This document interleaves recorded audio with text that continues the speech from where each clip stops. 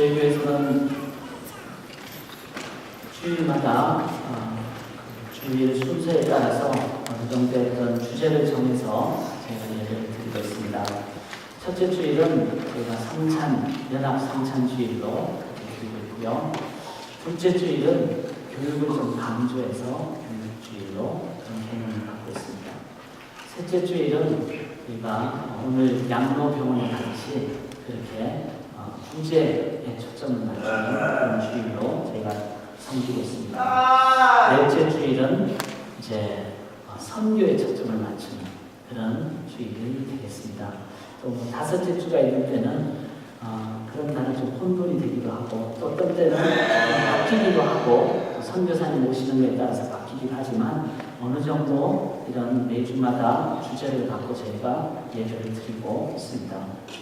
오늘은 저희가 양로병원 가는 그래서 구제하는 그런 주일이 되겠습니다. 그러나 또 단기 선교집이 왔기에 이제 보고하는 동영상도 보고 그리고 다음 주일은 저희가 선교주일로 또 지키려고 하는 그런 넷째 주가 되겠습니다. 실은 구제는 선교와 같이 가야겠죠. 당연히 구제는 우리가 해야 되지만 그 구제의 또 궁극적인 목적은 영혼의 구원이 진정한 구제이므로 구제는 선교와 같이 가고 많은 경우 선교를 하다 보면은 구제를 해야 되는 실은 상황이 많이 있습니다. 그럴 때 사랑과 함께 저희가 섬기는 그런 선교와 동반된 구제를 저희가 행하게 됩니다. 이번 주와 다음 주 이런 부분을 기억하시면서 저희가 매주마다 주제를 갖고 교회가 더 초점을 가지고 나가는 저희 교회가 될 수 있기를 원합니다. 제가 지내오면서 유심히 성도들을 살펴볼 때가 많죠. 목회를 하다 보면은 이렇게 성도들 상황을 볼 때가 많아요. 특별히 얼굴을 볼 때가 많습니다. 왜냐하면 그 얼굴에 그분의 어떤 내면이 다 드러나기 때문에. 그리고 오래 목회를 하다 보면은 어느 정도 지난주 어떻게 살았는가, 지금 어떤 마음인가 이런 부분이 어느 정도 다 보이게 되죠. 그래서 제가 이렇게 보면서 많이 공통적으로 느끼는 게 있습니다. 어느 순간 성도들이 가장 이렇게 밝고 맑게 그렇게 보이는 때가 있습니다. 그리고 매일 봤던 얼굴이지만 다르게 보일 때가 있습니다. 정말 변화됐네, 다르게 보일 때가 있습니다. 그게 언제일까요? 다 아시겠죠? 선교 갔다 오면 바뀌더라고요. 왜냐하면 선교 현장은 하나님이 기뻐하시는 일을 하니까 하나님으로부터 마음을 받게 되죠. 그리고 영혼을 향하여 가게 되죠. 그래서 가지고 가는 어떤 물품도 어떻게 하면 영혼을 향해서 잘 쓸까? 모든 것이 초점이 하나님으로부터 그 다음에 초점이 영혼을 향하여 가요. 이 두 가지를 했을 때 눈이 안 맞을 사람이 있겠습니까? 이 두 가지를 했을 때 힘이 안 날 사람이 있겠습니까? 이 두 가지를 했을 때 가장 아름다운 모습을 갖게 되는 것이 바로 이 선교의 그 모습입니다. 오늘 저희가 선교라는 주제를 가지고 말씀 나누고 이걸 토대로 일주일 동안 여러분이 사시면서 다음 주에 선교주일까지 우리가 어떻게 준비할 것인가, 또 매일의 삶을 선교사적으로 어떻게 살 것인가 그걸 우리가 정립할 때 매달 한 달에 한 번씩 맞이하게 되는 선교주일 뿐만 아니라 우리 삶의 현장에서 내가 가장 맑고 밝고 그리고 가장 아름답고 멋있는 얼굴과 눈빛으로 어떻게 살 것인가 이 부분을 우리가 말씀으로 인도함을 받을 수 있기를 원합니다. 오늘 본문인 마태복음 28장은 아주 중요한 구절이죠. 그래서 여러분 본문 다 외우시리라고 생각합니다. 그러나 내용을 함께 한 번 더 파악을 해보시자고요. 마태복음 28장 18절부터가 실은 연결이 되죠. 왜냐하면 19절이 그러므로 이렇게 나오거든요. 그러므로 저는 어떤 내용이 나옵니까? 예수께서 나와 말씀하여 이르시되 하늘과 땅의 모든 것을 내게 주셨으니 그러므로 너희는 이렇게 얘기합니다. 그러므로 너희는 가라 이 말은 뭐죠? 우리 어린 설교 때 얘기했듯이 이제 가는 것, 전도하러 가는 것, 선교하러 가는 것 이걸 얘기하죠. 누가 가는 겁니까?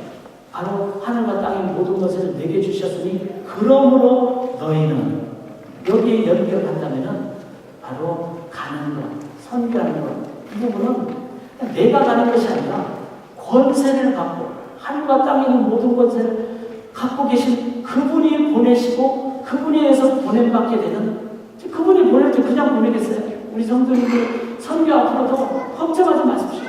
아마 돈이 없는데 여러분 우리가 다 같이 가지 않습니까? 펀드레이징 같이 하고 같이 후원하고. 그래서 실제로 선교, 단기 선교 갈 때는 개인 비용이 들긴 들지만 그렇게 아주 많이 들지는 않습니다. 왜? 온 성도들이 같이 가기 때문에. 주님 우리를 보내실 때 그냥 보내시겠어요? 선교비 주시면서 선교 감당할 수 있는 능력 주시는데 하늘과 땅에 있는 모든 권세를 내게 주셨으니 그러므로 내가 너희를 보낸다 했을 때 가는 그 성도님들의 가는 발걸음에는 뭐가 따라갑니까? 하늘과 땅의 권세가 가는 겁니다. 그래서 선교는 보냄받는 거예요. 그냥 힘들게 억지로 가는 것이 아니라 너무나 자연스럽게, 이것은 내 속에 있는 그 능력이 나를 이끌기에 자연스럽게 가게 되는 거예요. 그래서 사랑하는 여러분, 선교는 자연스러운 것입니다. 자연스럽다는 게 뭐죠? 내 속에 있으니까 자연스럽게 나오게 돼요. 이것이 바로 선교의 가장 기본적인 원리입니다. 하늘과 땅의 모든 것을 내게 주셨으니 그러므로 우리는 가서, 이렇게 말씀하신 하나님 주님과의 관계, 이것이 있을 때 그 아버지의 권세를 우리도 예수님을 통해서 받게 됩니다. 즉 권세가 있으면은 이제는 가는데 담대하죠. 그리고 여유가 있습니다. 내 것이, 줄 것이 있으니까. 근데 그게 물질이 아니라 내 안에 계신 하나님이시기 때문에 가장 귀한 것을 주게 되죠. 있는데 안 줄 수가 없죠. 만약에 있는데 안 주고 싶다, 그건 좋은 게 아니에요. 그건 작은 겁니다. 내 속에 엄청난 것이 있다면 저도 풍성해지는 것이 진짜 엄청난 것이죠. 그래서 여러분, 물질 주는데 아깝다, 그건 물질이기 때문에 사람은 너무나 크기에 줄수록 더 주고 싶은 것, 그래서 주게 되는 것, 이게 자연스러운 겁니다. 주님의 그 권세와 사랑을 우리가 갖기에, 그럴 때는 우리 속에 어떤 상황이 됩니까? 자연스럽게 줄 수밖에 없는 것. 주는 것이, 그것이 길이라는 것을 깨닫게 되는 거예요. 왜냐하면 내 속에 있는 것이 너무나 귀한 것입니다. 줘도 안 아까운 것입니다. 줄 수밖에 없는 것입니다. 이것이 바로 선교는 그렇게 자연스럽게 나온다는 겁니다. 그런데 이것이 하나님으로부터 나온다는 것, 우리가 기억하실 때 하나님이 우리에게 주시는 것은 뭡니까? 그것은 진리를 알지니 진리가 너희를 자유케 한다. 어떤 상황에서도 자유케 되는. 그래서 예수님 믿고 의지하면은 사람 관계에서도 이제는 문제가 다 해결이 돼요. 왜냐하면 서로 악을 이기기 때문에.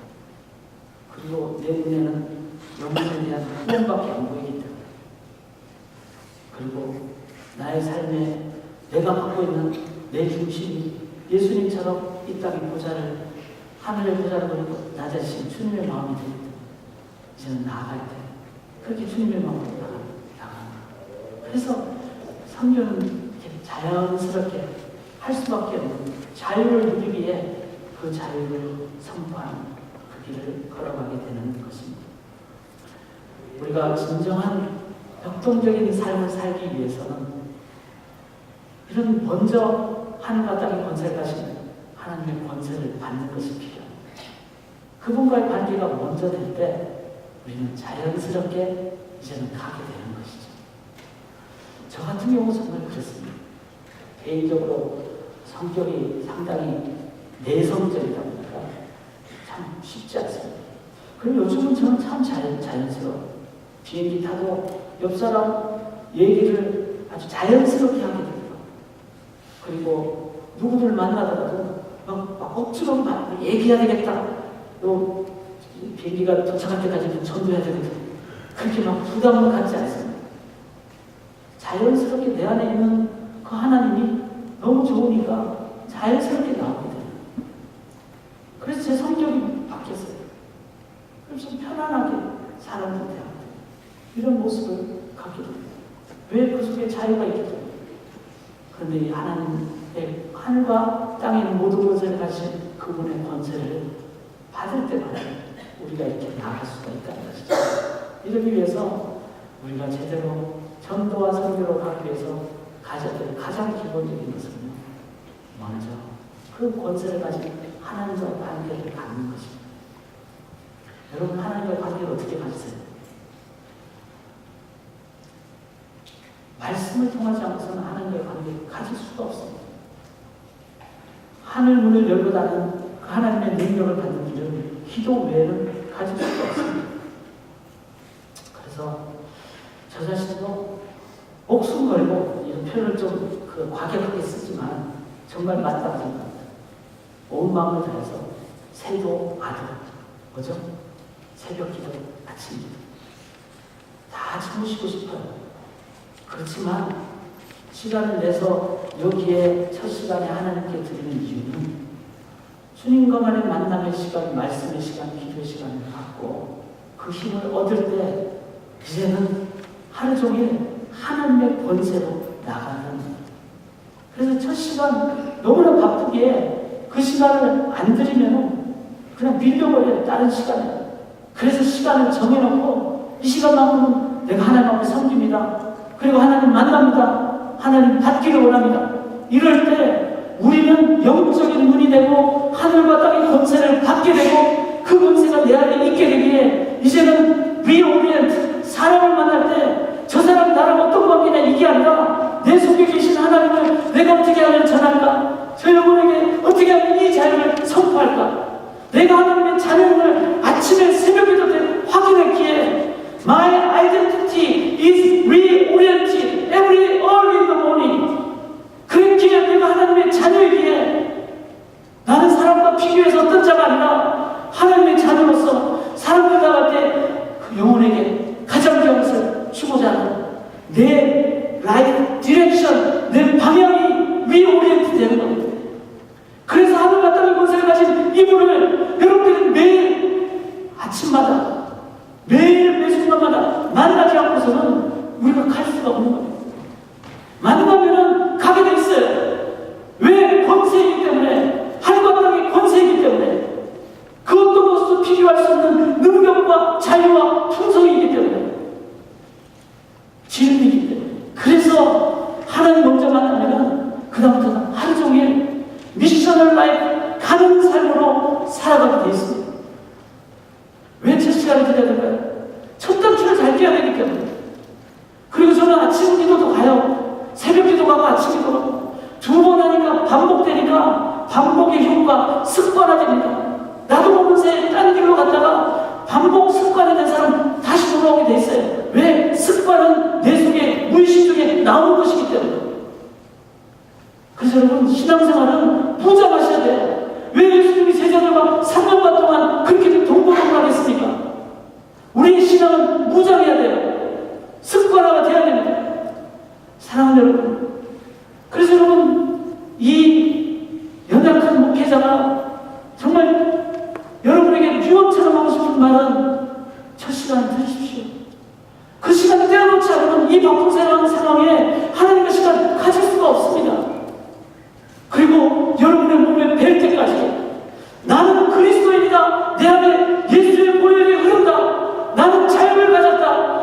그것이 내 속에 무의식 중에도 나올 정도로 내 속에 하나님의 능력이 권세가 임할 때 여러분 자연스럽게 그룹으로 가서 가게 됩니다. 하나님과의 관계가 이렇게 되는 것이 가장 중요한 전도와 선교의 출발이라는 것을 우리가 기억하시므로 그렇게 나아갈 수 있기를 원합니다. 그러나 그 다음 구절에 이렇게 나오죠. 그러므로 너희는 가서 모든 족속을 제자를 삼아 아버지 아들과 성령의 이름으로 세례를 주고 내가 너희에게 분부한 모든 것을 가르쳐주게 하라. 이게 참 중요한 구절이잖아요. 그러므로 너희는 가서. 제가 누누이 말씀드립니다. 이 구절에 대해서 이해를 못한 사람은 손만교회 최근에 나온 거예요. 한 몇 년은 나오는데 이 구절에 대한 해석을 못했다. 그럼 여러분 분명히 예배 시간을 좋아한다는 거죠. 뭐죠? 여기서 동사는 하나밖에 없습니다. 뭡니까? 제자를 삼는다. 제자를 삼는 것이 본동사입니다. 그리고 그 본동사 제자를 삼는 것을 꾸며주는 것이 세 가지가 있는 첫째는 뭐죠? 가서 제자를 삼고, 두 번째는 세례를 주고 제자를 삼고, 세 번째는 가르쳐 지킴으로 제자를 삼고. 그래서 주님의 목표는 제자를 삼는 것이 궁극적인 의도였다는 것을 우리가 기억을 해야 됩니다. 우리가 이 구절을 놓고 이렇게 얘기를 하잖아요. 예수님 우리에게 가르치신 두 가지 중요한 명령이 있어요. 하나는 The Great Commandment, 대명령. 이게 뭐죠? 마태복음 22장에 나오는 제 이름이 버번자, 돌석자. 돌석을 우리 아버님이 써주셨어요. 왜? 십계명은 법인데 돌에 새겨졌기 때문에. 그래서 하나님을 사랑하고, 구약의 십계명을 요약하면 하나님을 사랑하고 이웃을 내 몸처럼 사랑하고, 이게 주님이 말씀하신 The Great Commandment, 대개념입니다. 대개념. 그런 또 하나가 있죠. The Great Commission, 대사명. The Great Commission. 그게 바로 마태복음 28장입니다. The Great Commission 우리가 뭐라고 하죠? The Great Commandment는 대개념은 하나님 사랑, 이웃 사랑, 그래서 예배와 사랑이라고 이렇게 해요. The Great Commission은 우리 뭐라고 얘기합니까? 선교라고 얘기해요. 그러나 제가 생각할 때는 조금은 잘못된 표현입니다. 선교를 주님의 그 의도대로 이해를 해야지 되는데 선교를 그냥 가는 거로만 생각하기 쉽다. 그래서 가서 전도지 주는 걸 선교로 생각합니다. 물론 선교입니다. But that's not all. 선교의 전부가 아닙니다. 선교는 가서 예수 전당 불신지요 이렇게 외치고 전도지 한 번 주고 이게 선교가 전부가 아니라는 겁니다. 왜? 그 구절은 The Great Commission은 대사명은 제자를 삼기 위해서 가고 세례를 주고 가르쳐 지키게 합니다. 그래서 대사명을 실은 이렇게 표현합니다. The Great Commission is make disciple. 제자 삼는 것. 이것이 주님이 우리에게 명령하신 사명입니다. 그 사명을 주님은 세 가지로 하셨죠. 첫 번째는 가라는 겁니다. 가는 건 어디로 가야 될까요? 어디든지 가야 됩니다. 예수님 그러셨죠? 예루살렘과 유대와 사마리아 땅까지 다 가라고 했어요. 그래서 우리는 그 원리대로 가셔야만 합니다. 교회 안에, 우리 교회 안에도 아직 예수님을 안 믿는 분들, 정말 물심장면 여러분들이 다 성경이 사용하셔서 예수님 믿도록 기도하시고 그렇게 하셔야 돼요. 청소년들, 이 미션 제너레이션이라고 하잖아요. 우리하고 너무나 언어도 다르고 문화도 다르고 청소년들도 우리가 가야 돼요. 그리고 직장 가야 되겠죠. 오늘 양로병원 가야 되겠죠. 디어원 가야 되겠죠. 터키. 목사님 왜 소망교회는 터키 쿠르드 민족을 그렇게 품었습니까? 그런 여러 가지 이유가 있었습니다. 성도님들이 단기 선교를 어디든지 갑시다 했을 때 많이 가셨어요. 근데 종합을 해보니까 중복되게 많이 간 곳이 터키와 쿠르드 민족이 많이 갔어요. 이상하게 그렇게 가게 됐어요. 그리고 기도하는 가운데 터키라는 지역이 유럽과 아시아를 잇는 지역이라는 것을 저희가 알게 됩니다. 그리고 이슬람권의 가장 큰 형님격의 나라라는 것을 알게 됩니다. 그리고 중국으로부터는 비단길에 그 실크로드의 종착이 바로 이스탄불이라는 것을 알게 됩니다. 이런 모든 상황을 봤을 때 이 시대의 이슬람권의 창출, 그리고 유럽과 아시아를 잇는 이 영역, 어떤 이슬람권의 영향력, 그리고 한국인으로서 터키 사람들과 어떤 형제관계의 어떤 배경을 가진 모습들 다 해봤을 때 터키, 특별히 나라에는 국가가 없는 민족인 그 서름을 우리도 동일하게 겪었기에 우리는 그들의 마음을 너무나도 잘 이해하는 그런 쿠르드 민족을 품을 수밖에 없는 그런 과정이 있었습니다. 그러나 우리가 터키 쿠르드만 이렇게 얘기하지 않습니다. 어디든지 가야 되기 때문에. 그래서 기도하면서 이곳 정합니다. 그리고 교회가 그곳에 교회가 세워지고 그 교회가 교회를 세울 때까지 우리는 그렇게 하겠습니다. 이렇게 지금 헌신하고 가는 겁니다. 여기만 아니죠. 헤이티도 가야 되고 더 가야 됩니다. 여러분 가는 것에 권세를 가졌기에 우린 주님의 명령에 그대로 순종하고 가는 것. 이것 또한 아주 우리가 가져야 될 아주 중요한 내용입니다. 그럼 좀 깊게 우리가 성경을 보시죠. 하나님 땅을 창조하셨어요. 근데 그 창조는 아름다웠습니다. 그 창조는 모든 영역에서 가정도 있고요. 그 다음에 아담의 직업은 뭐였습니까? 장명가였잖아요. 이름을 쳤잖아요. 그 다음에 아담의 직업은 뭐였어요? 생물 분류학자였어요. 종속, 과목, 광분계. 이래가지고 그래서 생물을 분류하면서 아담은 그렇게 그 에덴 동산을 잘 다스렸어요. 그 직업의 영역은 아름다웠습니다. 가정의 영역은 아름다웠습니다. 타락을 했을 때 타락을 회복하는 게 선교입니다. 창조의 원리와 회복의 원리를 선교로 우리가 연결해서 이해를 한다면 선교는 어디까지 해야 됩니까? 여러분 직장으로 가셔야 돼요. 그리고 잘못된 사회 구조 속에 세워져가는 직장 문화 바꾸셔야 됩니다. 잘못된 2차, 3차 문화 바꾸셔야 됩니다. 잘못된 가족 간의 관계 바꾸셔야 됩니다. 이게 다 선교예요. 왜? 창조를 회복하는 것이 선교이기 때문에. 이런 영역까지 생각한다면 우리가 못 가야 되고 안 가야 되는 영역이 있습니다. 다 가셔야 됩니다. 여러분 전부가 선교사입니다. 그리스도인이 가는 곳곳이 창조가 회복되는 그 영역을 우리가 살아가야 됩니다. 가는 것, 우리는 내가 가는 그곳이 바로 선교지라는 것을 기억을 하셔야 됩니다. 뿐만 아니라 그럼 좀 기도하시면서 우리가 묵상했을 때 저는 계속 부담감이 어디까지 가야 됩니까 주님? 그랬을 때 저는 북한은 꼭 가야 된다고 저는 믿습니다. 왜냐하면 우리 형제이기 때문에.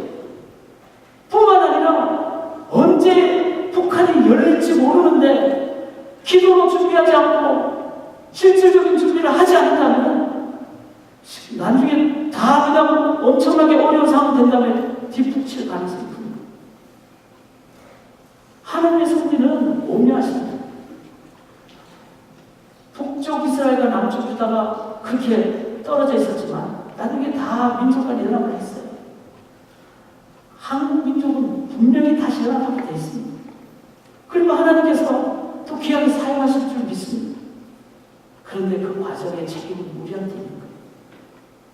북한을 우리가 우리의 동족으로 그리고 우리의 형제자매로 무엇보다도 함께 살아가야 될 우리의 지체로 동역자로 생각하는 이 의식을 가질 때 이제는 정치적으로 무너지는 그 순간 그리스도인들이 무엇을 할 것인가? 이걸 미리 안 하면 안 됩니다. 그래서 제가 오늘 말씀드립니다. 언젠가 무너질 때 그때 준비하면 됐습니다. 여러분 저번 통장에 일부를 북한에 무너지면 쓰겠다는 돈으로 여러분 기절을 해놓으셔야 돼요. 정말 헌신하셔야 돼요. 제가 볼 때는 교회가 헌신을 해야 돼요. 요거는 북한이 딱 무너지는 순간 제일 먼저 긴급 우리가 서포트하는 금액으로 여러분 기절을 하겠습니다. 이런 게 있어요. 그리고 회사에서도 북한이 무너지면 내가 최소한 6개월 안에 내가 한 달은 가 있겠습니다. 왜냐하면 첫 번 6개월은 어떤 전국이 혼란이 있을 때 아주 중요합니다. 누가 들어가느냐 어떻게 하느냐에 따라서 달라집니다. 이 부분에 대한 이해를 다른 민족 사람들이 할 수 있을까요? 그들은 우리들과 느끼는 그 농도가 다릅니다. 우리는 피를 나는 동족이야. 누가 제일 잘 가르쳐 있을까요? 어쩌면은 남한에 있는 분들보다는 미국 땅에 사는 디아스포라 한국 사람들이 훨씬 가기가 쉽습니다. 적응력도 있죠. 순발력도 있죠. 이런 부분에 대한 하나님의 우리에게 우리에게 주신 사명의식을 우리가 좀 가질 필요가 있습니다. 사랑하는 여러분, 우리는 가야 됩니다. 우리 어디로 갈지를 잘 생각해 보시기 바랍니다. 그런 성경은 가는 것만 하고 얘기하지 않습니다. 가서 세례를 주고 이렇게 얘기하죠. 참 이번에 6차 단기 선교 가서 가장 귀하게 받은 것 중에 하나가 우리가 선교지로 삼고 있는 디아르바크. 그게는 이슬람권이면서도 쿠르드 사람들이 살고 그래서 같은 나라 터키 나라에 살면서도 소외를 받고 있는 사람들. 그런데 그 디아르바크라는 곳에 교회가 있었습니다. 그리고 예배를 드리고 있습니다. 110명의 성도들이 그 터키 현지 목사님을 중심으로 예배를 드리고 있어요. 매주일 5, 60명이 모여서 예배를 드리고 있습니다. 150만 명이 사는 디아르바크를 넘어서 차로 6시간, 7시간 가면은 30만 명이 사는 그보다 더 작은 반이라는, 우리가 얼마 전에 지진이 나서 막 흔들렸던 우리 선교팀이 사천가요. 떠나는 뒤 1시간 후에 지진이 나서 막 그 지역이 엄청나게 어렵거든요. 그 반지역에 가서 저희가 같이 기도를 참석했어요. 교회가 있어요. 15명의 크루트 사람이 예수를 믿고 있어요. 그리고 같이 기도해보면 알죠. 이분들이 지금 영적으로 예수를 믿는지. 기도를 해보면 압니다. 영어로 통하죠. 그런데 진실한 기도, 그곳에 후르드 현지 목사님이 가족과 함께 그 현지 성도들을 섬깁니다.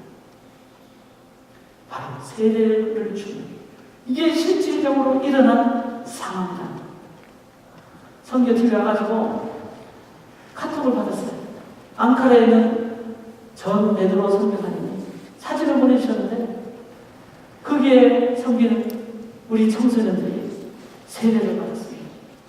거기에 일라이가 하고 딜란이라는 두 청소년이 세례를 받았습니다. 그 사진을 보내요. 이슬람권 같이 예수 믿기가 어려운 지역도 진리는 반드시 역사합니다. 진리는 필요합니다. 그리고 복음이 전파될 때 진리를 찾는 자에게 복음이 전파되고 세례받고 구원받는 역사가 일어날 줄 믿습니다. 그래서 가서 우리가 세례를 줘야 되는 것입니다. 그리고 분명히 이 세례 앞으로도 이제 하나님께서 우리가 복음 전하는 역사해 주실 줄 믿습니다.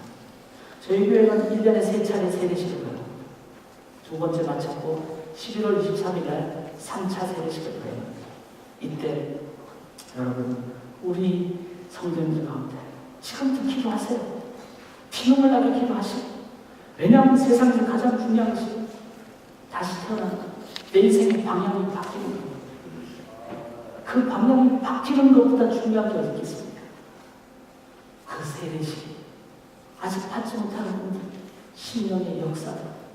우리가 11월 23일까지 정말 온 마음을 다해서 기도하고, 그럴 때 교회는 주님의 이 사역을 감당하는 교회가 된다는 것입니다. 자, 여러분, 제자를 삼는 게 뭐죠? 가는 겁니다. 모든 영역으로 가셔야 돼요. 그 다음에 세례를 주는 겁니다. 그게 뭐죠? 깨끗하게 바꾸는 걸 얘기합니다. 세례는 예수님은 그 의미도 있지만 내가 어디 있는 것도 바뀌어지는 거예요.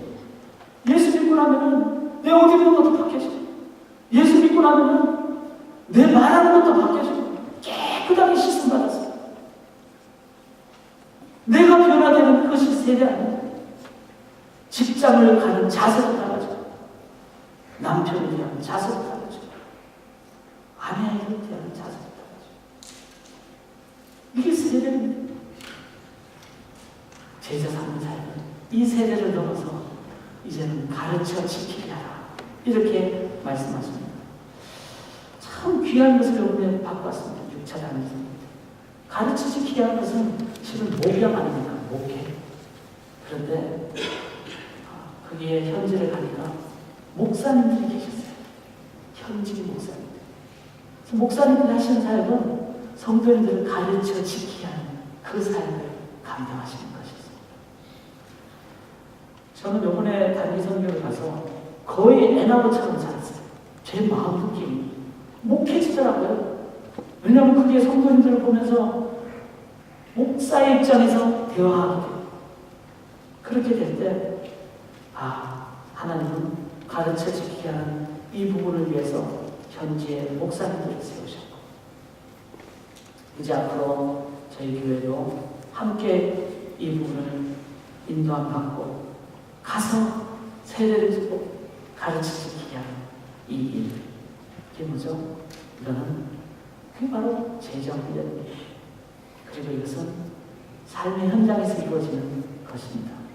사랑하는 여러분, 대사명은 우리가 성교 그런 가는 걸 주는 것 이렇게 생각하지만 실은 대사명은 제자 삼는 사역이다 라는 것을 우리가 기억하심으로 우리 교회가 성도님 한 분 한 분을 주님의 제자로 지내도록 그렇게 될 때 그 제자는 스승을 따라가는 자이고 그 속에 뭐만 보입니까?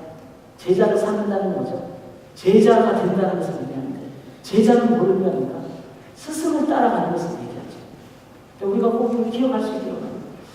우리 교회 제자 훈련 이렇게 하면은 이제 가을, 봄에 좀 뭐 일어나는 그 명분만 모시고 하는 제자 훈련 이렇게 생각해 봤습니다. 제가 좀 바꾸려고 그래요. 왜냐하면 제자 훈련 그러니까 나는 아니고 저분들만 이렇게 생각하고 싶습니다. 그런데 Do you think you are Christian? 여러분이 나는 크리스찬이라고 생각하세요? 크리스찬 means people who are following Christ. 그게 뭐 제자입니다. 제자는 그리스도를 따라가는 사람이 제자입니다. 크리스찬 이꼴 제자라는 거예요. 너무나 제자 훈련을 프로그램하고 너무나 어떤 일부 모드로만 생각하는 우리의 어떤 과정이 있었습니다. 그렇지 않습니다. 제자 훈련은 모든 사람이, 모든 크리스찬이 다 주님의 제자가 되는 것 자체를 가는 것. 이게 바로 제자의, 크리스찬의 올바른 개념입니다. 그렇게 제자가 될 때, 제자가 되는 사람은 그리스도를 따라가는 삶만큼 가장 귀한 것이 없죠. 우리가 욕심도 있고 여러 가지 삶의 과정도 많아요. 그렇지만 언제 가장 기쁠까요? 주님을 따를 때 다른 것이 다 정리가 됩니다. 베드로가 주님을 따를 때 배와 그물을 버려두고, 이게 버렸다는 말이 아니에요. 그러면 집도 다 떠나고, 그럼 베드로 나중에 장모님도 잘 섬기고 다 했잖아요. 그물을 버려두고라는 말은 정리가 됐다는 것입니다. 제자는 초점을 주님께만 맞추기 때문에 내 직장도, 내 물질도, 내 관계도 다 다르게 자리를 잡게 됩니다. 그것이 나를 얽매게 하지 않습니다. 그것이 나의 아이덴티티가 되지 않습니다. 내 아이덴티티는 돈이야, 내 아이덴티티는 나의 얼굴이야, 내 아이덴티티는 나의 직장이야, 이게 아니라는 겁니다. 그 사람은 그것 때문에 망합니다. 그것 때문에 자유롭지 못해요. 주님이 나의 아이덴티티가 될 때, 주님만이 나의 전부가 될 때, 나는 주님만 따라갑니다 할 때, 물질도, 관계도, 시간도, 다른 것이 다 정리가 돼요. 그래서 자유롭게 되는 거예요. 그래서 그걸 통해서 이제는 삶의 전 능력을 주님만을 증거하게 되는 것이죠. 여러분, 정말 자유롭게 되기를 원합니다. 그 권력을 갖기를 원합니다. 하늘나라의 권세를 갖기를 원합니다. 누가? 제자가. 그래서 예수님이 이 명령을 너에게 준다. 하늘과 땅에 모든 것을 내가 너에게 주는데 너희는 제자를 삼으라. 왜? 이게 가장 중요하기 때문에. 그럼 명령만 한다고요? 아니에요. 무슨 교회만 한다고요? 아니에요. 그게 프로그램이라고요? 아니에요. 우리는 주님의 제자가 되는 것이, 주님만을 따르는 것이 이 세상에서 가장 강력한 삶이라는 것을, 그 비법을 가지고 받았을 때, 여러분, 가장 강력한 것을 가진 사람은, 가장 좋은 것을 가진 사람이라면 그 증거가 뭘까요? 제가 맨날 시카고 갔다 오면 하는 얘기가 있죠. 대양장 좀 갔다 오시라고. 맛있으니까. 제가 맨날 앞으로 하는 얘기는 이거예요. 모두 주님의 제자가 됩시다. 왜? 제자가 되니까 제 인간관계가 정립이 되더라고요. 주님의 제자를 삼기 위한 마음으로 다가가니까 저하고 성격이 다른 사람, 나하고 스타일이 다른 사람 관계없어요. 저보다 뭐 높은 사람 관계없어요. 저보다 아주 뭐 키 작은 사람, 저는 저보다 키 작은 사람 보면은 속으로 막 웃어요. 나보다 작은 사람 있네 이러면서. 그래서 막 남모르는 쾌감을 막 가져요. 그게 얼마나 잘못된 그 열등감에 의한 교만감입니다. 이런 식으로 인생을 사니까 맨날 피곤하죠. 딱 한 가지, 이분이 주님의 제자인가 아닙니까? 여기에는 다른 걸로 비교할 수가 없어요. 그냥 안타깝고, 그냥 좋고, 그냥 만나